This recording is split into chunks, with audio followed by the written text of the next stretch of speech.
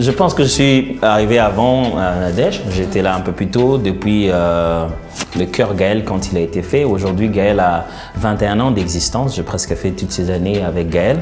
Donc, j'ai commencé à faire partie du Cœur Gaël, à répéter dans ce qu'on appelle le grand chœur et petit à petit avoir d'autres responsabilités, d'autres tâches à accomplir jusqu'à ce qu'aujourd'hui, je me retrouve coordonnateur de Gaël. Je suis arrivé un peu tôt. Nadège est venue un peu plus tard. Hein? Je suis venue un peu plus tard, mais c'est vrai qu'avant, je chantais à l'église, je chantais aussi dans un groupe de jeunes qu'on appelait SOS Jeunesse. C'était un groupe de jeunes. Notre mission, c'était évangéliser dans la rue, au milieu des jeunes, et je chantais là-bas. Et j'ai intégré Gaël vers 2013, 2003. C'est 2003 que je suis arrivée dans Gaël. C'était un peu plus tard que lui. Mais depuis ce jour-là, je suis là, je sers le Seigneur. Ça ne m'empêche pas de faire aussi autre chose à côté. Mais je suis là depuis 2003. 3, ouais, il faut retenir. Il faut bien retenir, 3.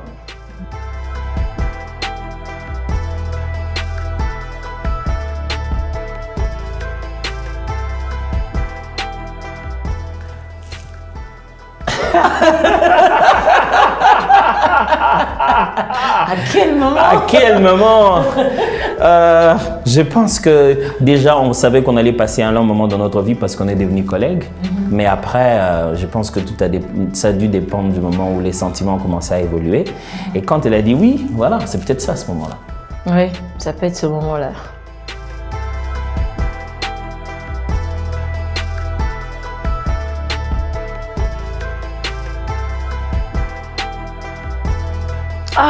C'est pas normal, comme pour tout le monde.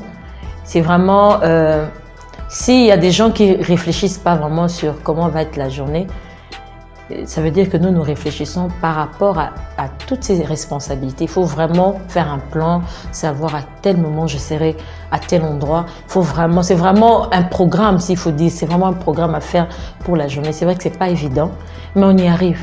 Ça va, ça va. Je pense que tout est basé aussi sur les priorités. Il y a priorité famille, il y a tout ça. On tient compte de ces priorités d'après tout ce que nous sommes en train de faire et voilà, on suit chaque chose à son temps.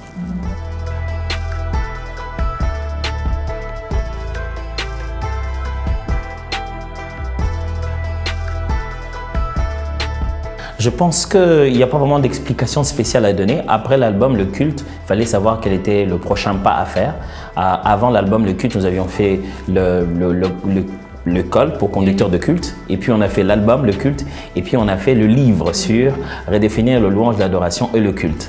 Et donc la prochaine étape a été les livres et non pas un album. Ce grand silence en matière musicale peut se justifier par le fait que nous sommes concentrés essentiellement sur tout ce qui était didactique.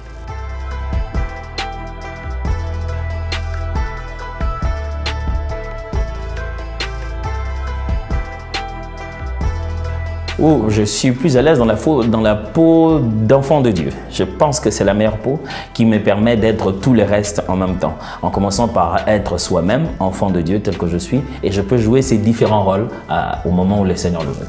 Ah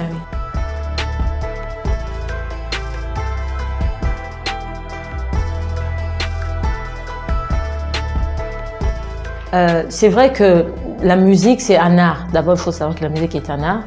Et si Dieu vous a appelé à exercer cet art qu'il vous a donné, ces dons gratuits qu'il vous a donné pour en faire une carrière, vous le faites. Mais c'est vraiment la différence entre carrière. Il n'y a pas quelqu'un...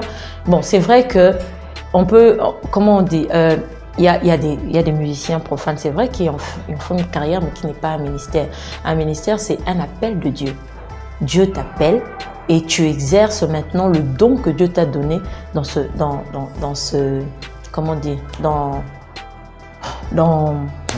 chemin-là, s'il faut dire. C'est vraiment un appel. Il faut qu'il y ait un appel de Dieu et vous le faites. Vous commencez à exercer cela. Personnellement, moi, c'était un appel. Je chantais à l'église, mais pour moi, c'était seulement chanter et puis c'est tout. Jusqu'à ce que le Seigneur me parle clairement et me dise qu'il m'a appelé à ça. Et ça a tout changé de toute ma vie. Ça a changé. Je ne chantais plus pour chanter seulement parce que j'avais une voix agréable, mais j'ai commencé à servir le Seigneur au travers de cette voix-là. Le ministère est un service du corps de Christ qui est basé sur justement la mission et l'onction.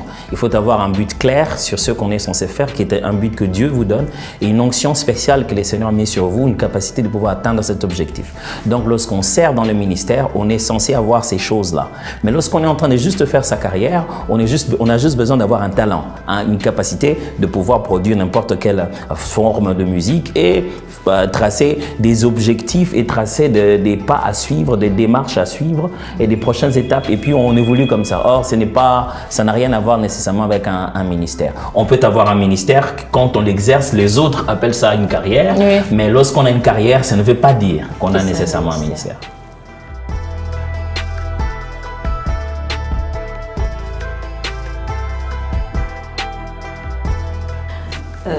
Bientôt. Belle réponse. Bientôt.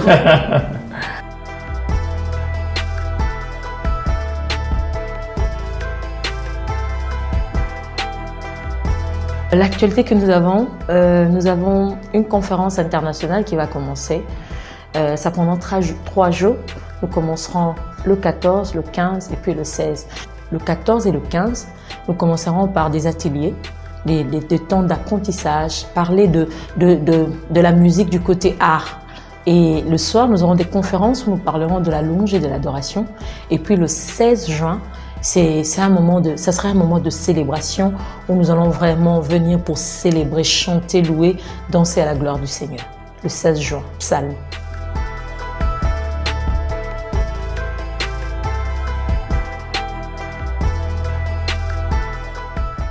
Même quand ma chair me lâcherait, mon espoir s'en irait. J'attendrai Oméga, je courrai jusqu'au bout, mon parcours jusqu'à la ligne où m'attend Oméga.